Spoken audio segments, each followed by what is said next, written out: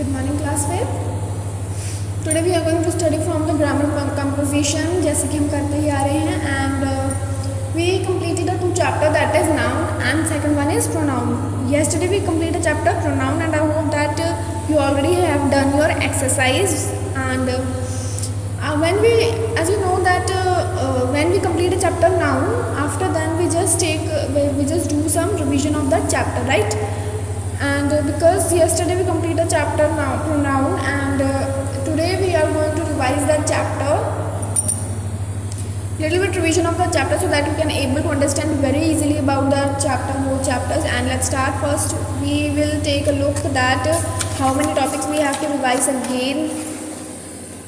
So there are 3 topics that we have to revise again, that is pronoun review, indefinite pronouns and relative pronouns. Open page number 25.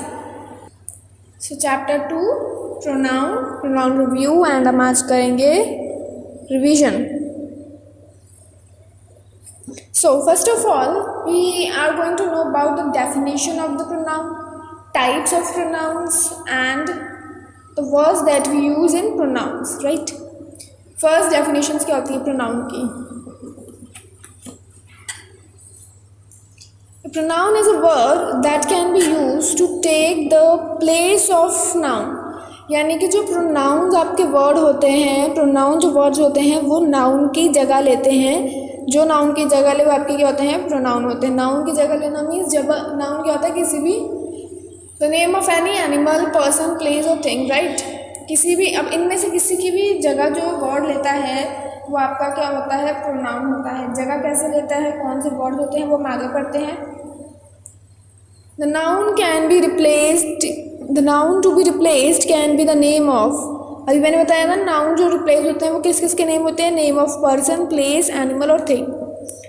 Personal, reflexive, demonstrative, interrogative, possessive are different types of pronoun. आपके ये 5 type के pronoun होते हैं, different types के pronoun होते हैं. Let's study about these in detail.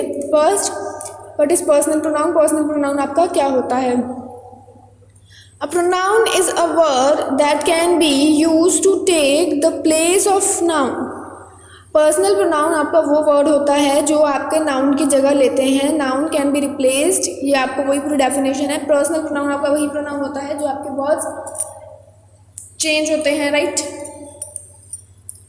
इसके बाद the pronoun must agree in number with the noun that it is replace.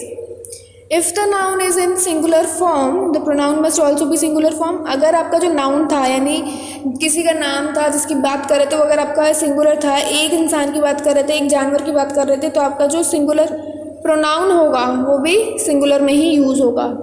अगर आपका जो नाउन है वो प्लूरल फॉर्म में है तो जो प्रोनाउन होगा वो भी आपका प्लूरल फॉर्म में ही होगा, right?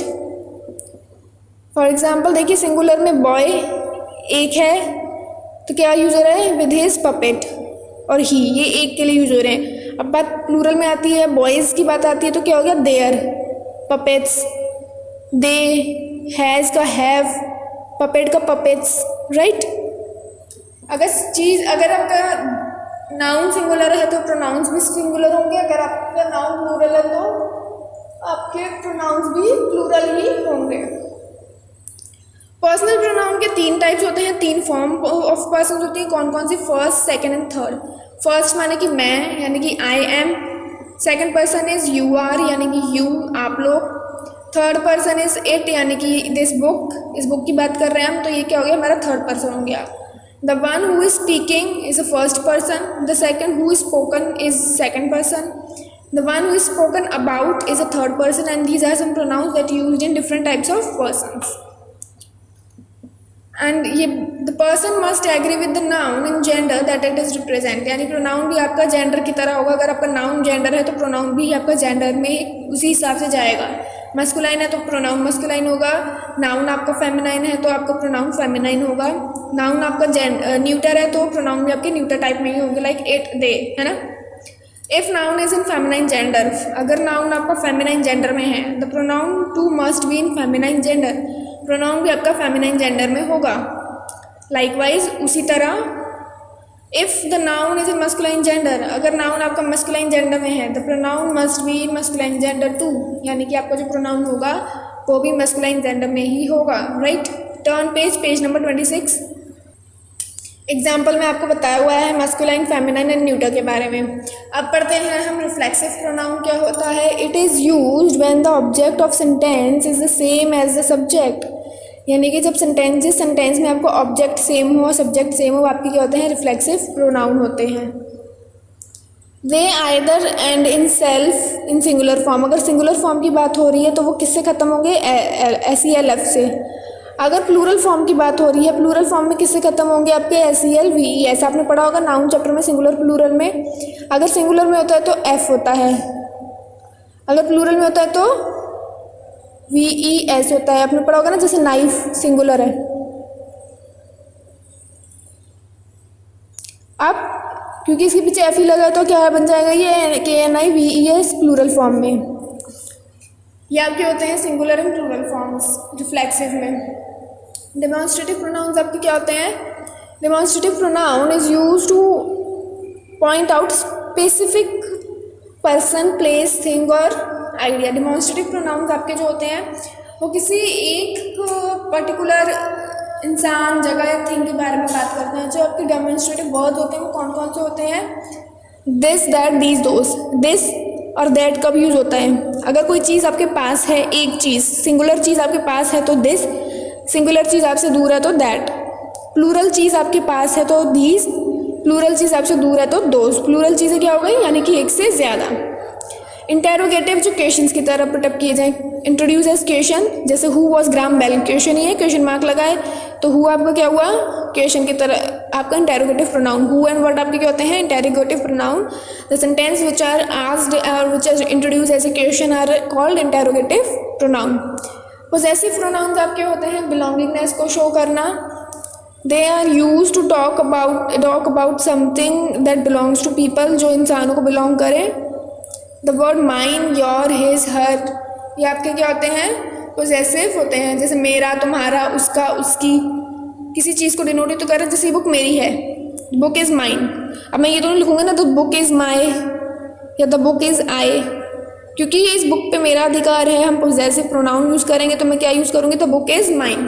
Come to the next topic, that is your indefinite pronoun. An indefinite pronoun does not refer directly to any particular noun, यानी कि इंडेफिनिट जो प्रोनाउन होता है वो किसी भी नाउन को डायरेक्टली रेफर नहीं करता, यानी कि आप डायरेक्टली उससे बात नहीं करते, आप सबको इंक्लूड करते हो या किसी को इंक्लूड नहीं करते, या थोड़ा होता है या बहुत ज़्यादा होता है। किसी भी चीज़ को पर्टिकुलरली डिनोट ना करना आपका क्या होता है, इंडेफिनिट प्रोनाउन। और ये आपके कुछ एग्जांपल्स दे रखे हैं कि इंडेफिनिट प्रोनाउन आपके कौन से होते हैं, जैसे ऑल, सब, ईच, सबका, मोस्ट, ज़्यादातर, अदर कोई और, अनदर कोई और, आइदर या ये, नाइदर ये नहीं। तो ये आपके जो वर्ड्स होते हैं वो कौन से होते हैं, such are words of indefinite pronouns. ये आपके इंडेफिनिट प्रोनाउंस के वर्ड्स होते हैं। Come to the last topic, that is a relative pronouns. अब बात आती है लास्ट टॉपिक की, बात करते हैं रिलेटिव प्रोनाउंस क्या होते हैं आपके। Relative pronouns are used to refer to a noun or pronoun that is already used or talked about in sentence.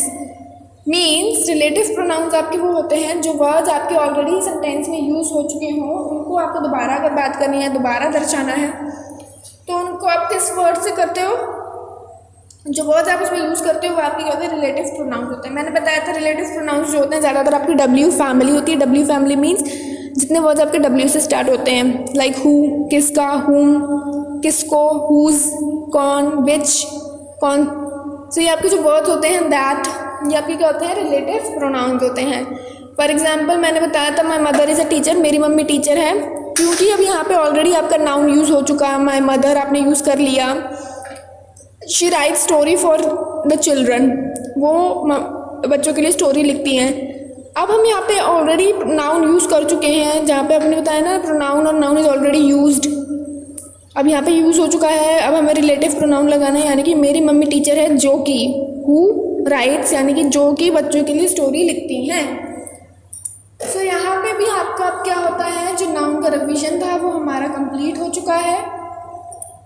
अब आपको ध्यान से सुनिए, कल आपका व्हाट्सएप पे एक ऑनलाइन टेस्ट लिया जाएगा जिसमें आपको फर्स्ट चैप्टर का टेस्ट है, यानी कि आपका जो नाउन चैप्टर था उसका टेस्ट है।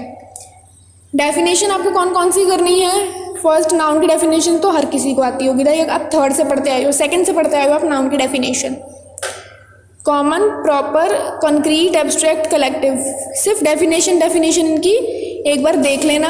अब एक्सरसाइज देखो कौन कौन सी एक्सरसाइज हैं जो कल आपको टेस्ट में दी जाएंगी, आपको करना है, राइट। डेफिनेशन से एक्सरसाइज और देख लीजिए कौन कौन सी एक्सरसाइज आपको करनी है। फर्स्ट आपका जो टॉपिक था उसमें से आपको करनी है एक्सरसाइज नंबर जी, यानी कि काउंटेबल एंड अनकाउंटेबल बताने होंगे कि कौन सा काउंटेबल है कौन सा आपका अनकाउंटेबल है। नेक्स्ट टॉपिक आपका जो है नाउन जेंडर, उसमें जो एक्सरसाइज है वो आपको करनी है एक्सरसाइज नंबर सी, यानी कि जो मस्कुलाइन और फेमिनाइन को चेंज करना है। Change the noun in bold from masculine से फेमिनाइन में आपको कन्वर्ट करना है। उसके बाद जो नेक्स्ट टॉपिक आपका है वो है नाउन नंबर। नाउन नंबर में आपको एक्सरसाइज नंबर सी करनी है। इसमें आपको क्या बताना है, सिंगुलर है आपको प्लूरल में बताने हैं, प्लूरल है तो सिंगुलर में चेंज करने हैं, राइट। एक्सरसाइज नंबर सी करनी है आपको एंड दैट्स इट। मैंने आपको बता दिया कौन कौन सी डेफिनेशंस हैं, कौन सा चैप्टर है, कौन सी एक्सरसाइज है। Be prepared for the test and all the best. I know कि आप लोग कर लेंगे क्योंकि आपको चैप्टर भी बहुत अच्छे से समझ आया है। So your today's class is and.